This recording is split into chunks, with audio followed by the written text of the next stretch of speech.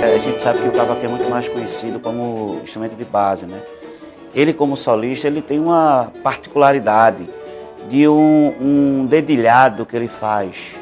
A maneira de frasear também, a construção melódica é muito específica do estilo do cavaquinho. Então, por exemplo, eu como bandolinista não consigo tocar com muita facilidade as músicas que o seu Cláudio fez. Porque os dedilhados eles não ajudam quando a gente transpõe para o bandolim. Então é toda uma particularidade que é específica do instrumento. Então eu vou pedir aqui, por exemplo, para João mostrar o Coração de Mãe, né, que eu acho que demonstra parte disso que eu falo, João. Pronto, o seu Cláudio está pedindo para ele tocar, né? Vai, João.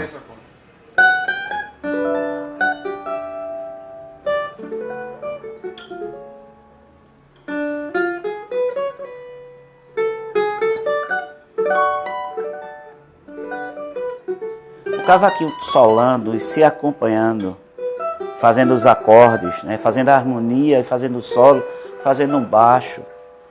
Isso aí não é...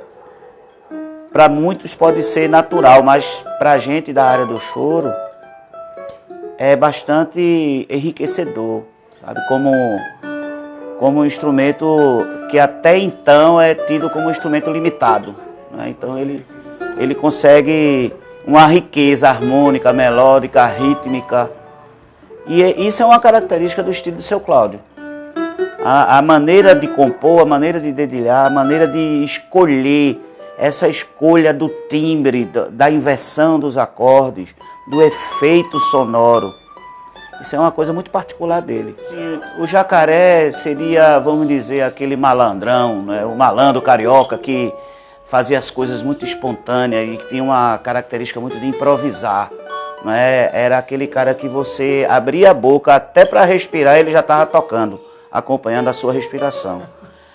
E ele tinha aquela coisa da malandragem, do improviso, dos recursos que ele buscava dentro daquela história da noite, ou até mesmo do dia, dos sábados à tarde, que ele acompanhava, que tocava. Então, é um estilo completamente diferente, que o seu Cláudio é aquele estilo mais, vamos dizer, que parava mais para escolher as coisas, para pensar, para meditar, e fazia de um jeito, depois escolhia, fazia de outro, até encontrar aquele que ele considerava o ideal, né?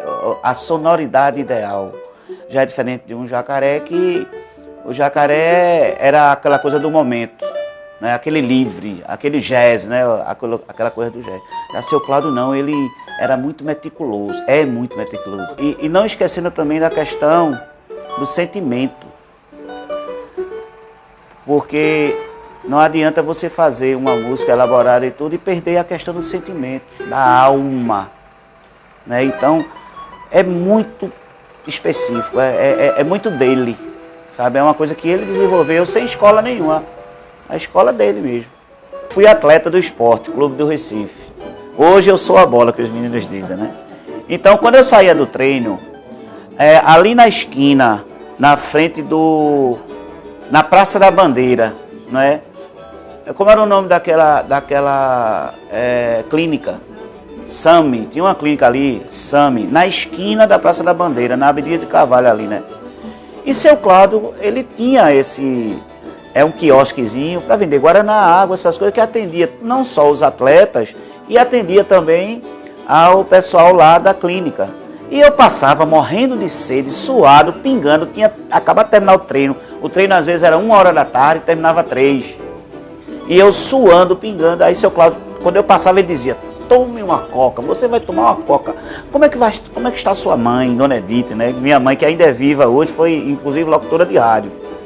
Aí ele dizia: não, você vai tomar uma coca, porque eu tenho condição de pagar uma coca para você. Tá certo. Aí eu nunca imaginava em encontrar seu Cláudio ali, né, no quiosque vendendo Guaraná. Mas já havia relação, mas eu conhecia seu Cláudio como cavaquinista, não como um dono de quiosque. Aí eu achava estranho, né? Interessante isso. Eu conheci seu Cláudio quando eu comecei a estudar com o professor Marco César. E eu pesquisando cavaquinistas aqui de Pernambuco, eu tinha conhecido o Jacaré. Então, o professor Marco César me falou sobre seu Cláudio. Eu tive o grande prazer de conhecê-lo.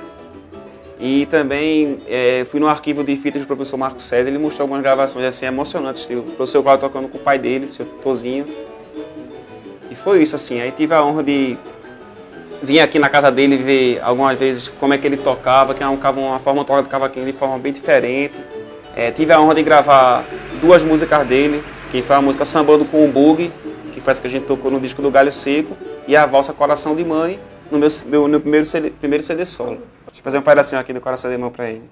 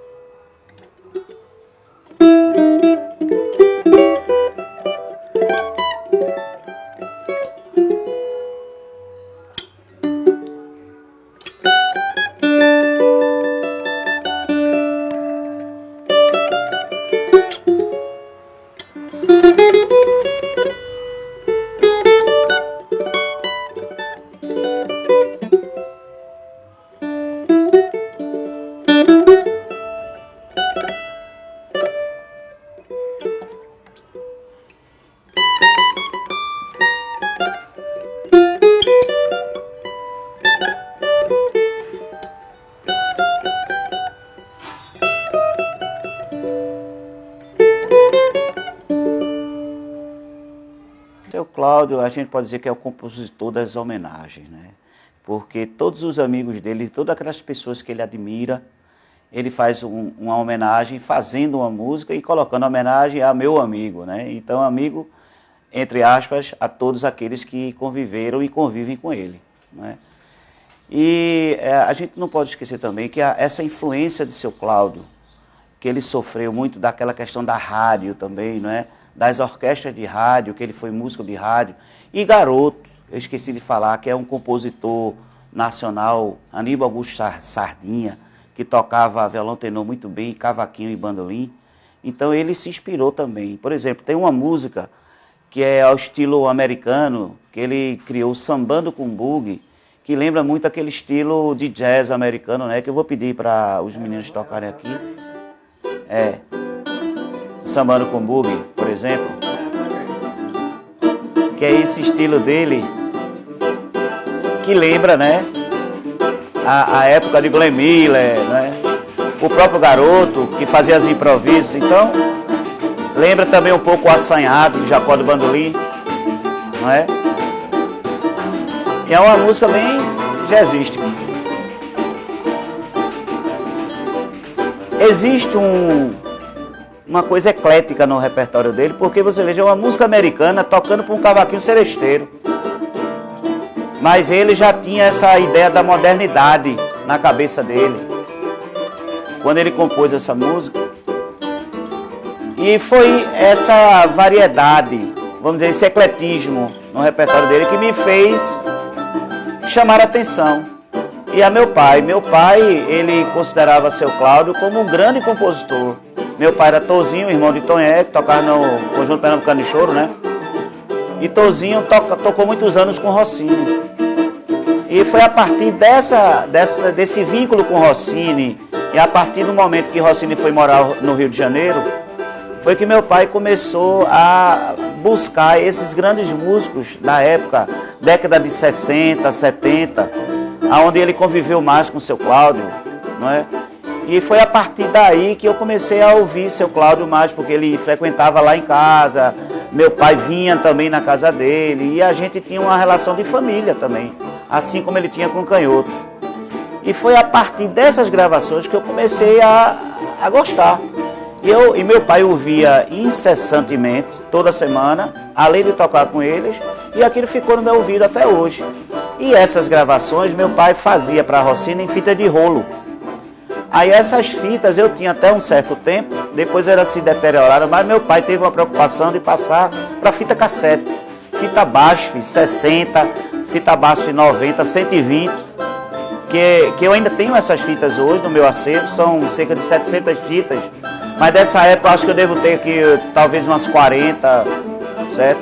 Então eram reuniões e saraus da época, da década, e que eu era garoto e que acompanhava ele e via o seu Cláudio tocar e eu ouvia bastante, porque meu pai religiosamente ele estudava ouvindo as gravações, porque ele não sabia música.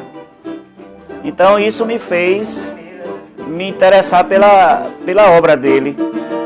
E aí o que é que eu fiz? A única contribuição que eu poderia fazer era escrever as músicas dele.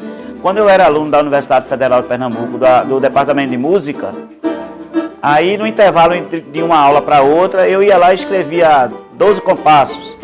Aí na outra aula, no final, aí eu ia escrever mais 12 compassos. E aí eu consegui escrever 21 a 22 músicas.